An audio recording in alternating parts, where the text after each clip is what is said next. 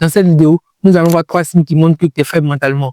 Tu penses être fort mentalement, alors attends de regarder cette vidéo. C'est marrant, on pense tous être fort mentalement parce qu'on a dit répondant, parce que tout va bien dans notre vie. Mais la vraie force mentale se teste quand tout va mal, quand on est face à des difficultés. Et aujourd'hui, dans cette société, si tu n'es pas fort mentalement, avec tous ces bruits, ces moqueries, ces trahisons, tu risques de perdre confiance en toi, tu risques de tout laisser tomber. Aujourd'hui, être fort mentalement, c'est pas une option, c'est une obligation. Il y aura beaucoup de difficultés, beaucoup de situations, notamment la perte d'un proche, des trahisons, des échecs, des abandons. Et si dans ta tête, c'est pas solide, alors tu risques de ne jamais te relever. Reste jusqu'à la fin de la vidéo parce que si tu te reconnais dans ce que je vais dire, il est peut-être temps pour toi de commencer à solidifier ton mental.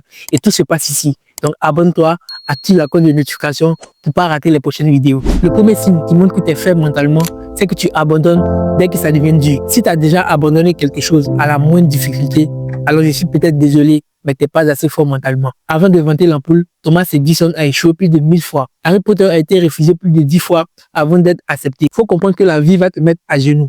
Mais les vrais gagnants, ce sont ceux qui savent se relever, qui savent continuer même quand c'est dur. Alors je ne dis pas de persister dans quelque chose qui ne marche pas. Mais la plupart des gens qui abandonnent n'ont pas vraiment essayé. Ils abandonnent après 1 mois parce que rien ne bouge. Alors que c'est dans ces moments-là, on voit véritablement qu'il y a un mental d'acier pour continuer, pour persévérer 5 à 6 mois, même quand rien ne bouge. C'est pour cela, de nos jours, c'est très facile, mais aussi très difficile de réussir. Parce qu'on a beaucoup d'opportunités avec Internet et les réseaux sociaux. Mais combien d'entre nous peuvent tenir la cadence de 5 à 6 mois de travail acharné si un seul et même projet? Très peu de personnes, je pense, avec ces distractions, ces buzz par-ci et par-là.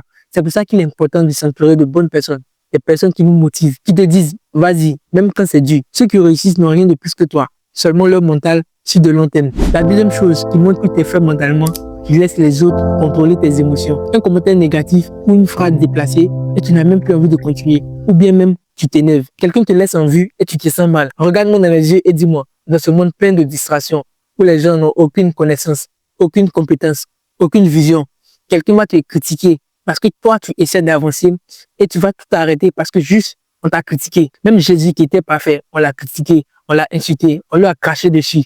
Mais c'est pas toi, ils vont rater. Tu dois comprendre que tu es responsable de ce que tu dis, mais pas de leur manière de penser. Tu ne contrôles pas ce que les autres disent, mais tu as 100% de pouvoir sur comment tu réagis. Souvent, je reçois de mauvais commentaires en bas de mes vidéos TikTok ou YouTube, mais ça me dit rien. Je lag non souvent parce que je m'attendais aussi à ça. Mais je reçois aussi de l'amour. Des gens qui me disent, j'aime ton contenu. Ça m'a beaucoup aidé, ça m'a beaucoup apporté. Et c'est ça qui me fait avancer. On ne peut pas être aimé par tout le monde. Normalise le fait qu'on t'insulte. Normalise le fait qu'on te critique.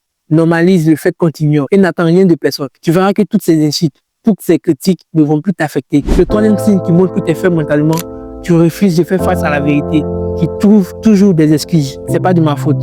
Tu l'as déjà dit combien de fois cette phrase. Peut-être pas à voix haute, mais dans ta tête, après un échec ou une mauvaise décision. Et quand tu ne le dis pas, tu accuses les autres. C'est la faute de mes parents. C'est à cause de mon environnement. C'était pas le bon moment. J'ai pas eu de la chance. Il y a des situations où ça ne dépend pas de toi.